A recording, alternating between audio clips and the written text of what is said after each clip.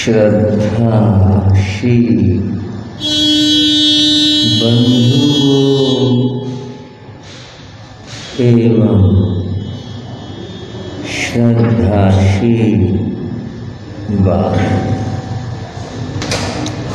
आजकल जैन धर्म का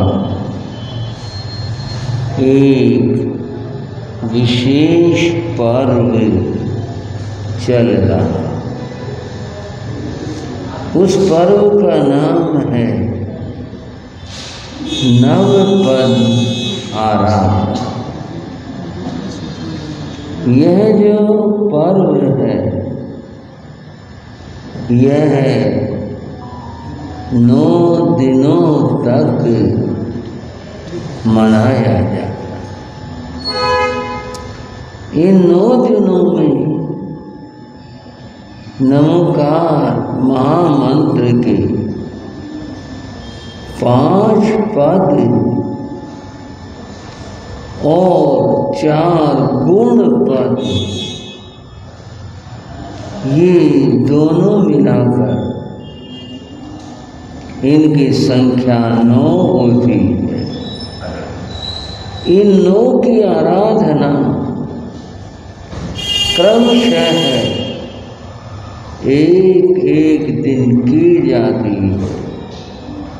अतएव 9 दिनों के आराधना के कारण इसका नाम नवपद आराधना। बंधुओं, ये चर्चा पिछले समय से चली आ रही है, हम कर रहे हैं और आप बड़ी श्रद्धा से भावना के साथ श्रवण कर रहे हैं। आज हम जो 8वां पद है जिसका नाम चरित्र है, उसकी चर्चा करें। पद है नमो चरितस्य। क्या है बंधु? नमो चरितस्य। मैं चरित्र को नमस्कार करता हूँ। बंधुओं, ये चरित्र क्या चीज है? कुछ सोचें, विचारें। चरित्र क्या होता है? क्या इसका अर्थ है? चरित्र चर धातु से निष्पन्न शब्द है जिसका अर्थ और भाव होता है आचरण। भाव है, अर्थ है आचरण। किसी बात को जो हमने जाना है, जिसे सुना है, उसमें जो शिक्षा है, निर्देश है, उसका उसके ऊपर आचरण करना, यह है चरित्र। अभी मैंने आपको बताया कि इसमें चर गमन का भाव। एक बार थोड़ा सा फिर समझेंगे।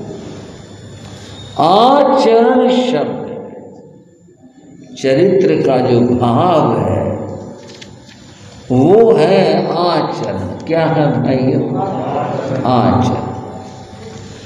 आचरण शब्द को हम अपने मन में, दिमाग में लिखें, कल्पना से दीवार पर लिखें, कागज पर लिखें।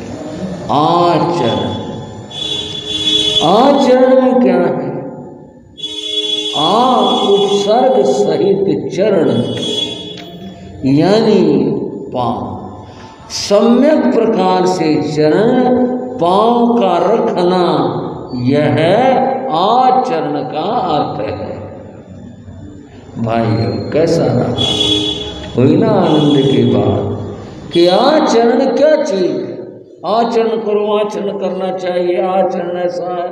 हमेशा हम ये कहते और गाते रहते, आचरण आचरण। आचरण है क्या? सम्यक प्रकार से, सही तरह से चरण अपने पांव को रखना, इसका नाम आचरण है। चलने का काम भी पांव का है। पांव यानी चरण, उनके द्वारा हम गति करते हैं, चलते हैं। पर ये चलना दो तरह का होता है, एक चलना है और एक भटकना। अगर ये पांव गलत दिशा में चल पड़े तो फिर ये हमारे को भटका दे। वो चलना नहीं रहेगा, भटकना होगा।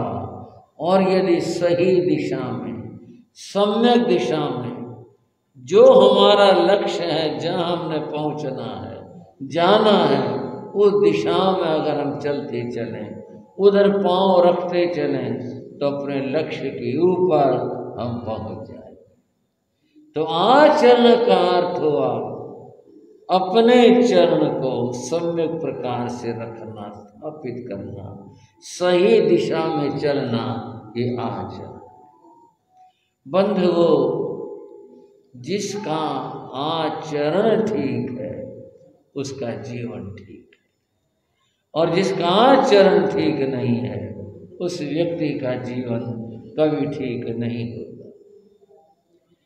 एक आदमी ने जीवन में बहुत सारा ज्ञान प्राप्त किया, मेहनत की, ज्ञान प्राप्त किया, लेकिन जीवन में आचरण नहीं आया।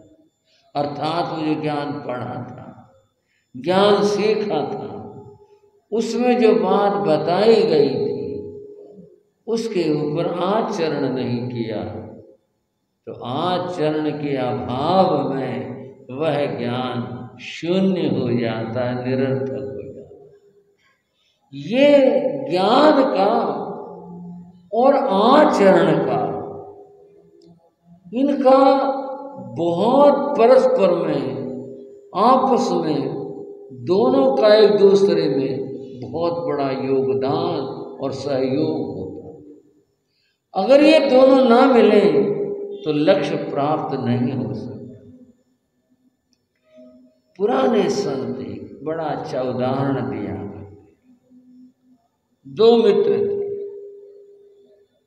अशुभ कर्म के बाद या दुर्भाग्य के बाद, उनमें से एक मित्र को दिखाई नहीं देता था।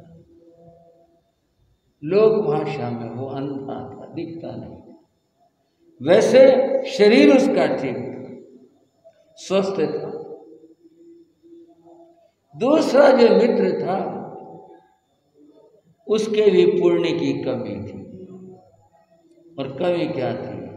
उसके पांव काम नहीं करते थे, इसलिए वह सम्यक प्रकार से चल नहीं पाता था, घिसटता था, घिसर घिसर के चलता था। दोनों मित्र थे और दोनों एक दूसरे के सहयोग से अपना निर्वाह करते थे। काम करना होता तो जो जिसके पांव में तकलीफ थी, काम नहीं करते थे, उसे दिखाई ठीक देता था, वह उसे बताता, फला चीज उधर रखिए, वहाँ रखिए, ऐसा कर लो, ऐसा हो गया, घर में कुत्ता बिल्ली आ गया, कुछ जो भी कोई बात होती उधर देखता था, बता देता, और वो जिसे दिखाई नहीं देता था टटोल कर वहाँ तक पहुँच जाता, उस काम को कर लेता। आपस में ऐसा होता। एक बार उनके घर में झोंपड़ी में आग लग गई। अब बाहर जाने की बात थी, हर आदमी अपनी जान बचाना चाहता है, जिसे दिखाई नहीं देता। तो आप उसको आई, आग लग गई और उसने तो बाहर निकल, दिखाई देता नहीं, जिधर दरवाजा उधर तो जाता नहीं, कभी उधर टक्कर मारे कभी उधर टक्कर मारे, फिर पीछे हट जाए, इधर तो आ गए इधर तो आ गए। जो चल नहीं पाता था वो देखता दरवाजा वो है, पर वहां तक जाने में तो आग और आ जाएगी, मुश्किल। जैनाचार्यों ने कहा कि यहाँ बचाव का तरीका क्या है? तरीका है उन दोनों का समन्वय होना। समन्वय कैसे और क्या? जो चल नहीं पाता उसने अपने ना बिना मित्र कमाती कि तू मेरी तरफ आ, उसे बुला और कहा देख आग फैल रही है और बढ़ती जा रही है, हम ऐसे बच पाएंगे कि तू मुझे अपने कंधे पर बैठा, मैं तुझे रास्ता बताऊंगा और तू सबल है, स्वस्थ है, तू चल, मैं तुझे रास्ता बताऊंगा, तू चल, तू भी बचेगा और मैं भी बचूंगा। बोले ये बात ठीक है। बिल्कुल उसके कंधे पर बैठा लिया और बैठा कर अब वो संकेत करता है, उसको हाथ लगाकर कंधे पर, इधर मुड़ जा, इधर हो जा, इधर चल, उधर चल, यहाँ आ गए, इधर ऐसा हो, और वो वैसा करता है और वे दोनों मित्र आग से बाहर आए। दोनों में समन्वय हुआ तो दोनों बच गए। और हम एक ऐसी कल्पना यदि करें कि दोनों स्वार्थी हो जाएं और परस्पर में समन्वय ना करें तो फिर दोनों का बचना बड़ा मुश्किल है। जो चल नहीं पाता वो भी लाचार है, जो देख नहीं पाता वो भी लाचार है। इनका समन्वय आवश्यक है। प्रस्तुत चर्चा में आपको बता रहा था, आचरण कितना किसी के पास ज्ञान हो, पढ़ ले, अगर आचरण नहीं है उसके पास में, वो ज्ञान उतने भर से कल्याण नहीं हो सकता। पुराने श्रावक लोग गाया करते हैं, रावण हुआ है सबसे बढ़कर, 4 वेद 6 शास्त्र पढ़कर, वेद उसे कहते याद थे, सब शास्त्रों का ज्ञाता था। 4 वेद 6 शास्त्र पढ़कर फिर भी लाया सीता हरकर। कितना बुरा काम किया उसने, पर स्त्री का अपहरण किया, माता सीता उसका अपहरण किया उसने, फिर भी लाया सीता हरकर। समझा अमल फिजूल, जली लंग सिया रही ना। आचरण, अमल आचरण नहीं जो उसने पढ़ा था। कभी पाप ये होते हैं, उन पापों में कि ये पाप भी है, ये नहीं करना चाहिए, इस आचरण को उसने व्यर्थ समझा। कुछ नहीं होता, मैं राजा हूँ, मैं सब कुछ कर सकता हूँ, मेरे लिए सब छूट है। उसने यह सोच लिया, आचरण नहीं किया, नतीजा क्या हुआ, परिणाम क्या निकला? लंका जली, राज्य नष्ट हुआ, परिवार मारा गया, खुद भी मारा गया और सीता जो थी चली गई। बंधुओं, आचरण के बिना यूं होता है जैसे रावण की बात सामने आई। हर किसी के जीवन की यही बात है। नमो चरित्र से, इस चरित्र आचरण का होना परम आवश्यक है। कुछ दार्शनिक हुए, उन दार्शनिकों ने ज्ञान को महत्व दिया, समझने का विषय है। और क्या कहा? ज्ञानान मुक्ति, मुक्ति मोक्ष जो प्राप्त होगा वह ज्ञान से हो, ऐसी धारणा। इस बात को मानते हैं, कई दर्शनों ने माना। क्या? ज्ञानान मुक्ति, ज्ञान प्राप्त करो, ज्ञान से मुक्ति। कुछ ऐसे दार्शनिक हुए जिन्होंने माना नहीं, इस चक्कर में मत पड़ो, इसकी तो कोई सीमा ही नहीं, कितना ज्ञान प्राप्त करें, कितना पढ़े, कहाँ तक जाए, जीवन खत्म हो जाएगा, ये काबू में नहीं आएगा, इसकी सीमाएं नहीं है। कितना पढ़े फिर करें क्या? उन्होंने कहा आचरण करो।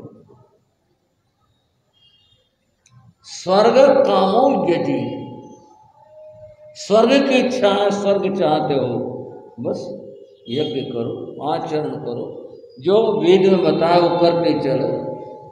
ज्ञान की बात उन्होंने पीछे रख दी। एक ज्ञान पर बल देता है, एक विचारक चरित्र पर यानी आचरण पर, क्रिया पर बल देता है। प्रश्न है जैन धर्म क्या कहता है? जैन धर्म बंधु कहता है ज्ञान क्रियाभ्याम मोक्ष है। ज्ञान और क्रिया यानी आचरण, इन दोनों के समन्वय से फिर मोक्ष। एक से नहीं होगा, अकेले ज्ञान से नहीं होगा, अकेली क्रिया आचरण से नहीं होगा, इन दोनों का समन्वय हो जाए। जैसे अभी कहानी मैंने कही थी, इनका समन्वय हो जाए तो फिर इस दुखों की आग से, जन्म और मरण से, इनसे निकल सकते हैं, पर तब जब इनका समन्वय। बंधुओं, इस चर्चा में नव पदाराधना में आपने ज्ञान की चर्चा सुनी। नमो नाणस, ज्ञान को नमस्कार, हम ज्ञान की आराधना करें, ये बात कही गई। अब साथ में चरित्र की बात कह रहे हैं। नमो चरित्र से, जीवन में चरित्र होना चाहिए, आचरण होना चाहिए। बंधु, आचरण की बात भी ठीक है, पर क्या आचरण है, कैसा आचरण, क्या करें, उसका स्वरूप क्या हो, कैसा आचरण करें? आज बड़े महत्व की चर्चा, बहुत समझने की चर्चा। कई भाई ये कहते हैं महाराज थोड़े से में बता दो, ज्यादा तो देखो होता नहीं है, गृहस्थ हैं, घर के बहुत काम होते हैं, थोड़े से में उद्धार हो जाए, ऐसा कुछ बता दो। शास्त्र में 8 बातें बताई, और 8 बातें क्या है? उनको प्रवचन माता कहते हैं। क्या कहते हैं? प्रवचन माता। माता तो समझ में आ गया होगा। प्रवचन के बाद क्या? प्रवचन का अर्थ है प्रकर्ष विशेष वचन। वो किसका? तीर्थंकरों का। तीर्थंकरों का वचन ही प्रवचन होता है। तीर्थंकरों की वाणी में, उनके वचनों में जो माता है, उसकी चर्चा। 8 बातों को प्रवचन माता का, वो 8 बातें। उन 8 बातों का यदि व्यक्ति विचार रखे, उन 8 बातों का आचरण करे, तो व्यक्ति का कल्याण हो सकता है। 8 बातें समझने, जानने और आचरण में लानी, ये परम आवश्यक है। और वो 8 बातें कुछ ऐसी नहीं जो बहुत कठिन हो, थोड़े से विवेक की बात और विचार की बात है। और वो 8 बातें क्या हैं? चर्चा कर। पहली बात का नाम है ईर्ष्या समिति। क्या भाई? ईर्ष्या समिति, जिसका अर्थ होता है गमन आगमन, आने और जाने में विवेक रखना। और एक शब्द में कहें, चलने में, चलन क्रिया में विवेक रखना। ये आचरण की पहली बात है। इसको आप, इस आचरण को धर्माचरण कहें, इस आचरण को आप जीवन की सुरक्षा का आचरण कहें। बहुत महत्वपूर्ण बात है। आपको लग रहा होगा ये तो कोई खास बात नहीं, बताए ठीक है, ध्यान से चलो, बड़े अच्छी बात है। यही तो नहीं होता। अगर ध्यान से चलने लग जाएं, न जाने कितनी हिंसा से बच जाएं। और बड़ी बात, अपने आप को सुरक्षित रख लें। अगर हम ध्यान पूर्वक गमन करें, ध्यान से चलें, अपने को सुरक्षित रख लें, अपनी सुरक्षा और पर की सुरक्षा, जिसमें दोनों समाहित और दोनों समाई हुई है, ऐसी चीज। और वो पहली चीज है गमन आगमन के अंदर विवेक रखना। भाई एक बार मैं दुर्घटनाओं के ऊपर एक लेख था, वो पढ़ रहा था। ये दुर्घटनाएं क्यों होती, दुर्घटनाओं के बारे में और तो बहुत सारी बातें बताई कि ज़्यादा स्पीड से लोग चलाते हैं, गाड़ी चलाते हैं, ऐसा होता है, बहुत सारी बातें थी, नियमों का पालन नहीं करते, वो तो सब था। एक विचित्र बात उसने बताई, और ये बताई दुर्घटनाओं में जो सड़क के ऊपर लगे हुए बड़े बोर्ड होर्डिंग रखते हैं, लगे रहते हैं, ये दुर्घटनाओं का कारण। आप कहेंगे भाई नजदीक लगा दिया होगा, टकरा जाते हैं, वैसे कुछ हो या नहीं, कहीं भी लग रहा हो, दूर लग रहा हो। इसको उसने लेखक ने सिफारिश की कि ये होर्डिंग नहीं लगने चाहिए अगर दुर्घटनाओं से बचना है। सरकार से इस बात की उसने अपील की। कारण क्या है, चलता हुआ आदमी उनके पढ़ने का लोभ छोड़ नहीं पाता। चलता हुआ, चाहे पैदल चल रहा है, चाहे साइकिल के ऊपर है, चाहे वो गाड़ी के अंदर है, नजर गई तो चलते चलते कोशिश करता एक बार पढ़ता चलो क्या लिखा हुआ है, और ये दुर्घटना कारण है। भगवान महावीर कहते हैं यही गलत है। जब तुम चलो तो केवल चलो, दूसरा काम मत करो, एक साथ दो काम मत करो। भगवान कहते हैं चलना है केवल चलो, देख करके चलो, बस इतना है। और कार्य जैसे अभी मैंने आपको उदाहरण दिया कि होर्डिंग पढ़ना, यह सिद्धांत के अनुसार गलत है, क्योंकि ध्यान तो वहां चला गया, अब आगे क्या होगा, कुछ भी हो सकता है। व्यक्ति है पहले ठोकर भी खा सकता है, गाड़ी है तो आगे से क्या आ रहा है ध्यान तो नहीं, कुछ सेकंडों का मामला है, और इसी में सब कुछ घटित हो जाता है। अतएव चलते हुए और काम नहीं करना चाहिए। सरकार ने तो आप पाबंदी लगाई है इस बात के ऊपर कि गाड़ी में मोबाइल मत सुनो, गाड़ी में बात मत करो चलाते हुए बैठे हुए, स्कूटर को ऐसा मत करो। ये तो आज लगाए हैं, हमारे यहाँ तो बहुत पहले से लगी हुई हैं। निषेध है इस बात का, चलते बातें नहीं करनी है, हमारे विधान इस बात का, चलते बातें नहीं करनी। अपने चलो, मौन के साथ चलो, रास्ता देख कर चलो, ध्यान पूर्वक चलो। चलोगे तो दुर्घटना नहीं होगी, अपनी भी सुरक्षा रहेगी, दूसरे की सुरक्षा रहेगी। पहली बात आचरण की क्या, इससे जीव रक्षा होती है। छोटे नन्हे जीव जो जमीन के ऊपर चल रहे होते हैं, रह कर रहे होते हैं, वो सारे बच जाते हैं अगर ध्यान से चला जाए। नहीं चलेंगे, जीव हिंसा होगी, पाप होगा और आचरण गलत। पहली बात कही आचरण की, और क्या आसान सी बात है, थोड़ा सा ध्यान कर लें। बस चलना, ध्यान से चलना है, बातें करते नहीं चलना, इधर उधर देखते नहीं चलना, रास्ता देख करके चलना, बस इतनी बात। पहला आचरण है ये है। अगर हम इसको ले आते हैं, अपनी भी सुरक्षा और दूसरे की भी सुरक्षा। दूसरी बात करें, भाषा समिति। क्या कहा श्राव को, भाषा समिति, विवेक के साथ बोलना। बोलते तो हैं ठीक है, और जो हमारा वचन है, भाषा है, यही विचारों के आदान प्रदान का साधन भी है। जो हमारे मन में भाव आया उसे हम भाषा में बदलते हैं, बोलते हैं, भाषा प्रकट होती है, दूसरा सुन पाता है, तब ऐसा होता है, और दूसरा व्यक्ति हमारे भावों से परिचित हो पाता है। ये तो ठीक हुई बात, पर भाषा समिति क्या है, बोलो मरण तो विवेक के साथ बोलो। ऐसा नहीं कि जो भी मन आया अविवेक से कुछ भी बोल दिया, परिणाम क्लेश होगा। परिणाम अविवेक से बोला गया, झगड़ा होगा, अशांति होगी, और क्या हो जाए कुछ कह तो नहीं सकते। वो वचन सब जानते हैं जो द्रौपदी के मुख से निकला था, बस जैसे भी था। उसने कहा था अंधे की संतान अंधा होता, ये बात कही।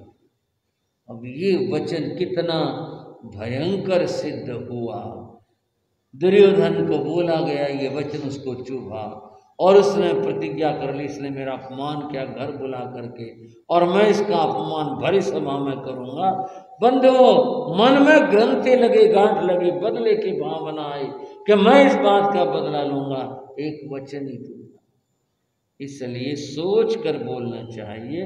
अगर हम थोड़ा सा रुक कर बोल लें, विचार कर बोल लें, थोड़ा सा ये सोच करके जो मैं कह रहा हूं ये इसको कैसा लगेगा, इसका क्या परिणाम होगा, तो फिर ये झगड़े क्लेश लड़ाइयाँ ना हो।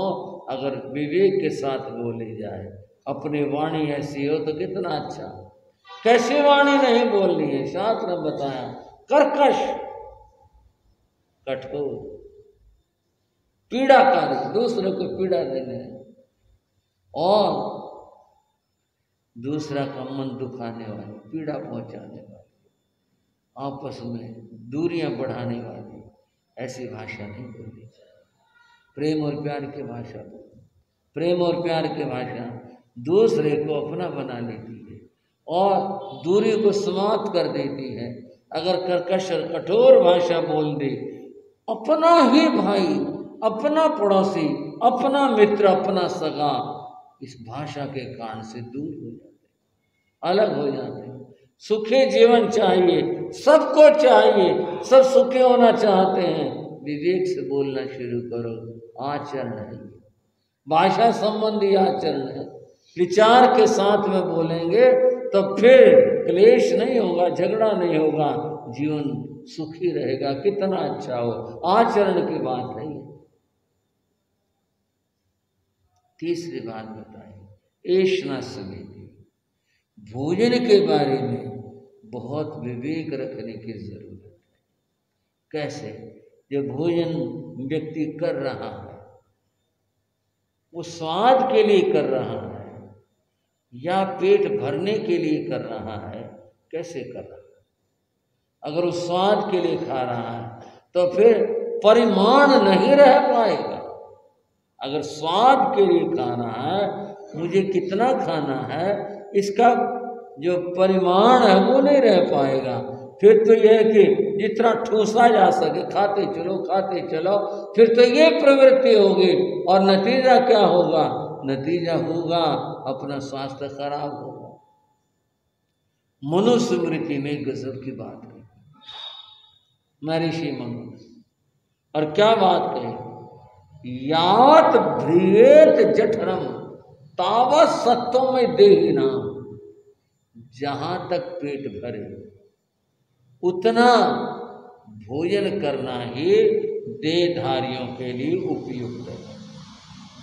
जहां तक भाइयों पेट भरे, किसी आदमी की भूख 4 रोटी, ठीक है, 4 रोटी, किसी की 3 है, 2 है, किसी की 5 है, जो भी है, जहां तक पेट भरता है उतना ही उसे भोजन ग्रहण करना चाहिए।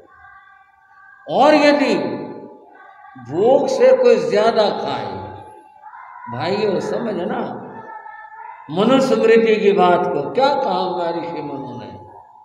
कोई यदि भूख से ज्यादा खाए, स्वाद से खा रहा है, जिस किसी बात से खा रहा है, अगर खा रहा है उसके लिए कहा स्तेनो, वह चोर है। स्तेन चोर को कहते हैं, स्तेनो वह चोर है। और कहा स दंडम मरती, वो दंड का अधिकारी है। चोर क्यों कहा? चोर इसलिए कहा 2 रोटी से उसका पेट भरता है, स्वाद में उसने 4 रोटी खा ली, 3 रोटी खा ली, वो 1 रोटी 2 रोटी उसने दूसरे की खाई है। भाई उसने वह रोटी दूसरे की खाई है तो उस आदमी की चोरी हुई ना। अगर वह अपनी ही भूख के अनुसार 2 रोटी 4 रोटी, चाहे उसकी भूख 5 के 5 खाए, ज्यादा खाए, उसकी बात नहीं, सवाल है जरूरत से ज्यादा भूख के कारण से उसने खाया, उसने दूसरे का हक खाया, दूसरे का हक छीना। अगर वो रोटी किसी और के काम आती, किसी और का पेट भरता, कितना अच्छा होता। तो मनुस्मृति कारण महर्षि मनु ने कहा सस्तेनो, वो चोर है, दंडम मरते, उसको दंड मिलना चाहिए, उसने दूसरे आदमी की रोटी को चुराया। अब यदि विवेक किसका, भोजन के संबंध में यदि विवेक हो, आदमी स्वस्थ रहेगा। अगर सीमा और मर्यादा में खाता है, वह स्वाद से इस तरह नहीं खाता है, तो वह स्वस्थ रहेगा, एक बात होगी। और दूसरी बात यह है, यदि व्यक्ति विवेक से भोजन करता है तो वह उस अन्न की रक्षा करता है जो दूसरों के काम भी आ सकता है। तो बंधुओं, भोजन में विवेक की जरूरत है। ये विवेक का आचरण है, सुन लो इस बात को, इसका नाम आचरण है जो विवेक से खाता है। एक बात बड़ी गजब बात है। गुरु महाराज योगीराज जी रोहतक में विराजमान, एक भाई आए, बुजुर्ग थे, कुछ नाराज से, गुस्से से में थे, आए बना कर बैठ के गुरु महाराज, और भाई नाम लिया, क्या बात है, कुछ चेहरा, बस मारा, कुछ नहीं जिंदगी का, क्या जीना, इससे अच्छा था मर ही जाता। ऐसी क्या बात होगी भाई, मरने की ऐसी इच्छा होगी, क्या बात हो, कुछ नहीं, क्या जिंदगी, घर बैठो, घर वालों को अच्छा लगता नहीं, दुकान चले जाओ, लड़कों को अच्छा लगता नहीं, कहाँ मरा कहाँ जाए, सारी उम्र तो काम किया, सारी उम्र इससे कुछ बनाया, घर बनाया, दुकान बनाई, और अब जो है हमें फालतू हो गए। कोई भाई कुछ और ना समझ लेना, मैं तो घटना जो घटी वो बताने लग रहा हूँ आपको। और ये बात किसी न किसी हो जाती है इस तरह की।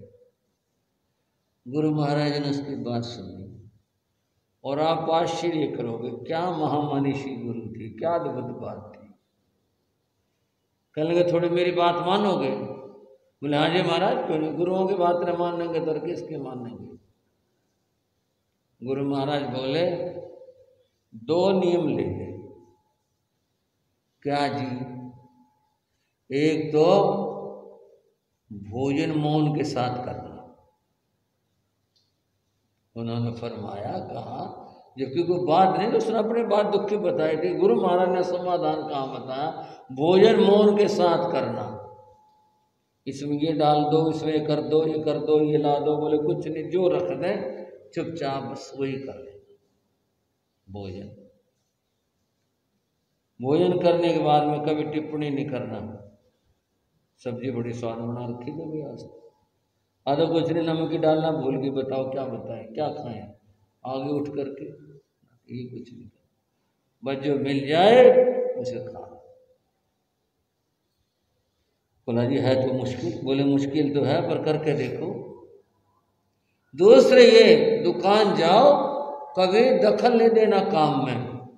कभी यो भाव तूने सस्ता लगा दिया, महंगा लगा दिया, इसने कम कर दे, ज़्यादा कर दे, यो कर दे, इतना उधार क्यों दे दिया। बोले वो जो बैठे हैं ना, ये उनका काम, उनकी सिरदर्दी है, किसको उधार देना, किसको नहीं देना, क्या भाव लगाना, क्या चीज़ क्या करने, अपना टाइम काटना। तुमने जाकर चुपचाप बैठे रहो, कुछ नहीं बोलना, चुपचाप जितनी देर बैठना बैठो, वो मान जाएंगे। बोले करके देख ले, दोनों बात करके देख ले, फिर बताना मेरे को हफ्ते भर के बाद में कि वो कहते ना भाई जानना कलेश रहता, मेरे कलेश हुआ या नहीं हुआ, फिर एक हफ्ते में बताना। लो जी अच्छा, ये भी करके देख ले, करके देख ले। घर उसने यही काम शुरू किया मौन के साथ में। बस पहले दिन बता दिया जी महाराज ने मेरे को मौन का नेम देना है भोजन पर, बस कोई ख्याल ना करना। मौन कर लिया ना तो घर में बहुओं ने या जो भी बेटी जो था उन्हें दो बार टोका, बाबा और लेगा, और नहीं तो मांग के कहना पड़ा कि भाई एक रोटी ला दियो, एक प्लांट की ला दियो, बाबा और लेगा। लेना तो हाँ कर दे, और ज्यादा ख्याल करने लगी उसका। बोले ये जो खराब, पहले तो जो कह चीज मंगाया करते, अब जो है पर इसके लिए संतोष तो करना पड़ेगा। ना भी आए कोई जरूरी थोड़े है, भूल जाए और काम में लगे, इतना संतोष भी होना चाहिए। भाई रोटी देनी भूल गए, कोई बात होगी, दो रोटी रखी थी फिर वो नहीं आई, बोलना नहीं, चलो उठ गए। परंतु बाद में पश्चाताप उनको होगा, भाई बाबा पूछा नहीं, मैं मुख उठ गया, बड़ा अगले दिन और ज्यादा ख्याल हो। भोजन, भोजन की बात चल लेना, भोजन मौन के साथ करना। दुकान पर यही क्लेश रहा करता, उसने टोकना जरूर, और लड़का तो बैठा ना चुपचाप, क्यों काम का दखल दिया करे। एक दिन होगा, 2 दिन होगा, बनाया आकर अपने बैठ गया, काम होता रहा। पिताजी बाबा जो भी जिसका नाता था बोलना ही नहीं, बोले रखे बाद रूस रहा के बाबा बोलना ही छोड़ दिया, दुकान पर कुछ बोलता ही नहीं। पूछा बापू क्या बात है, बोलना छोड़ रखा आज? ना बेटा बोलना किस बात का छोड़ना। बोले हाँ कुछ कहा नहीं।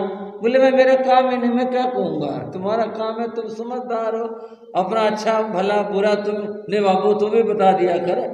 बोले भाई कोई बात होगी तो बता भी दूंगा, कोई बात नहीं, बाकी जरूरत है नहीं, तुम सही काम करते हो। पहले तो यूं लगा करता लो विवाह की ओर दखल देगा, अब हो गया बाबा क्या बात है, देर में आता तो कदर हो। ये विवेक बड़े भारी काम की चीज है, बहुत उपयोगी चीज है। एक समिति भोजन के बारे में आदमी को विवेक हो, न जाने कितने क्लेशों से बच जाता है। बंधुओं बात 8 है, पर घड़ी तो नहीं बता रही 8 बातों को, इतना ही रखते हैं, जैसा मौका होगा फिर कभी। आज की चर्चा यहीं तक रखते हैं और अब चर्चा करते हैं महामंत्र नमोकार की, नमोकार के महिमा की। सुनो सुनो जगमाला तुम नमोकार की अटल कहानी। सुनो सुनो जगमाला तुम नमोकार की, सुमरण करने से जिसके सुखी बनेगी जिंदगानी। सुमरण करने से जिसके सुखी बनेगी जिंदगानी। सुनो सुनो जगवालो तुम नमोकार की अटल कहानी। सुनो सुनो जगवालो तुम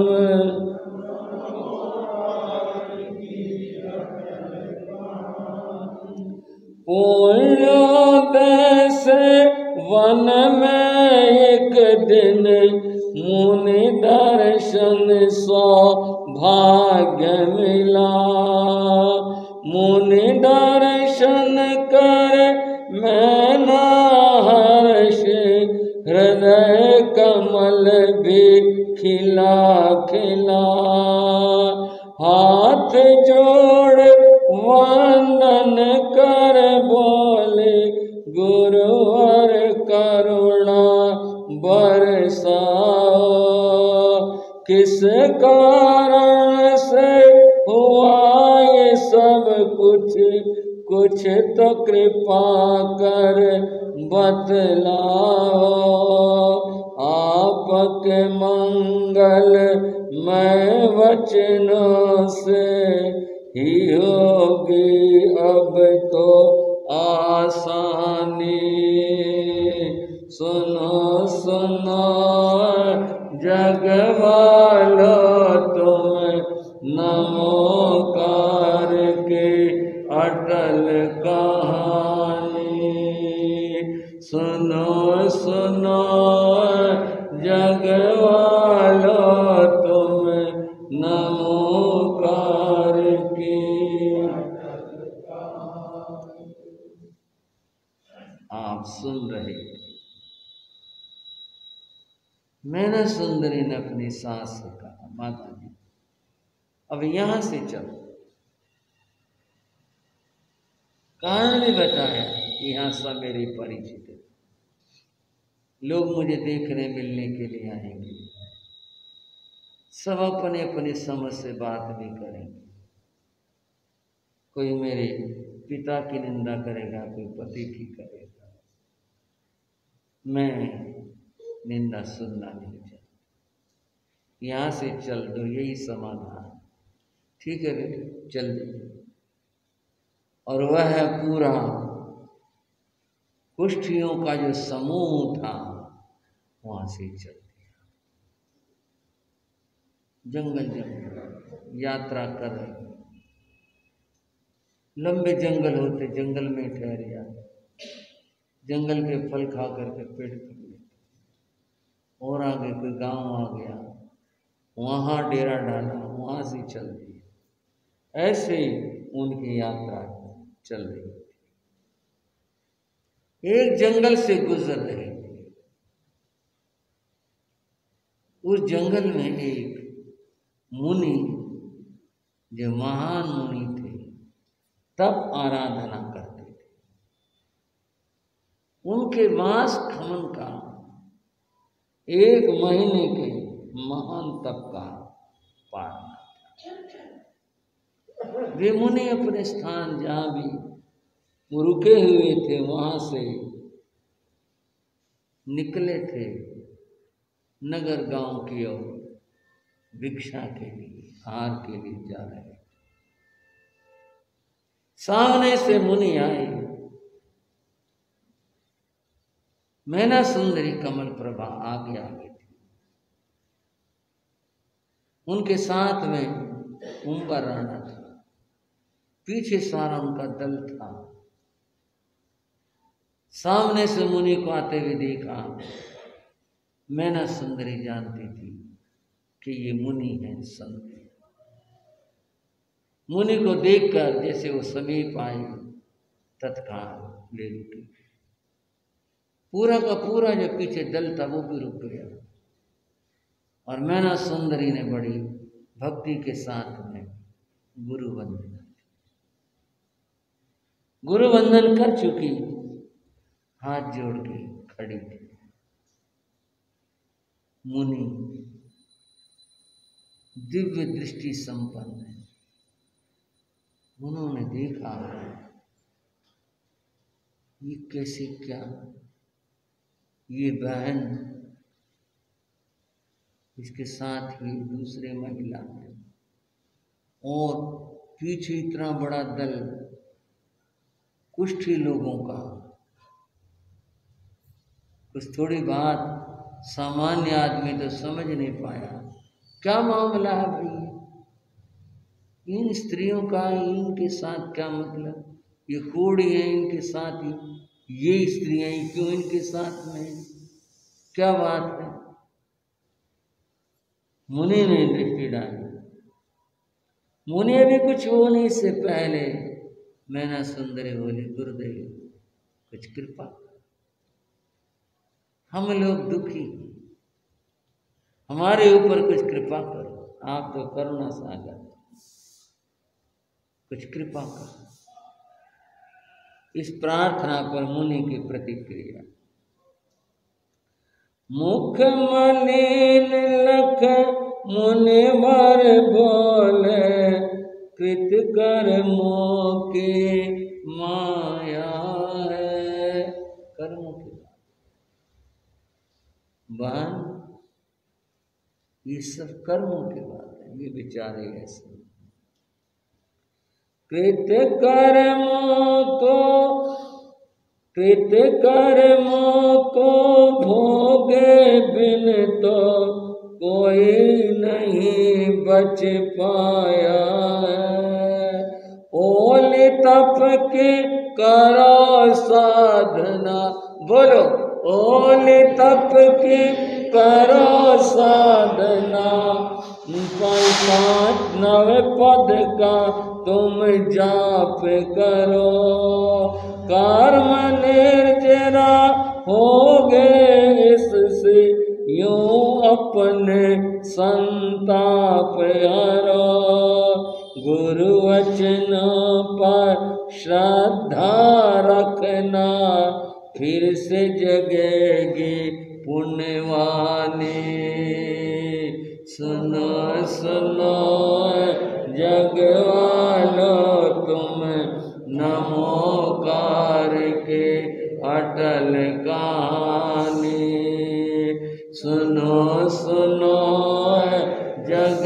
वालो तुम नमोकार के। मुनि उनकी दशा देख करके बोले, बहन कृत कर्मों के माया, इस जीव ने किस जन्म में कहां पर क्या कर्म किए हैं क्या पता, कहां क्या करके आए। लेकिन बिना कर्मों के अपने आप से कुछ नहीं होता। फल तो कर्मों का है, और भोगे बिना छुटकारा भी नहीं। तुम्हारी स्थिति, इन सब की स्थिति में देख रहा हूं, सब कर्मों की बात है। इन कर्मों का समाधान, रोग है तो औषध समाधान, इन कर्मों का समाधान धर्म ध्यान है। क्या करें गुरुदेव, तुम नवपद की आराधना करो। क्या कहा? नवपद की आराधना, ओली तप की साधना करो, नवपद की साधना करो। इस नवपद की साधना से तुम्हारे इन कर्मों के निर्जरा हो। निर्जरा कहते हैं क्षय हो जाना, टूट जाना, खत्म हो जाना। तुम अगर करोगी तो तुम्हारे जो कर्म हैं उनकी निर्जरा, कर्म नष्ट होंगे, और कर्म नष्ट होंगे तो फिर जितने संताप हैं, जितने दुख और पीड़ाएं हैं, ये सब भी दूर हो जाएंगे। गुरुदेव वो क्या होता है? नवपद आप कह रहे हैं, ओली तप आप बता रहे हैं, वो क्या होता है, कैसे करते हैं, क्या होता है? महामंत्र नवकार के महिमा देखो अपरम पारा है। आदि व्याधि भय रोग निवारक हर दुख संकट हारा है। भूत प्रेत बाधाएं मिटती मिलते नयनन ज्योति है। कैसे भी हो विषम स्थिति सब दूर इसी से होती है। परम इष्ट नवकार मंत्र से नश जाए दुष्कर्म कहानी। सुनो सुनो जग वालो तुम नमोकार के अटल कहानी।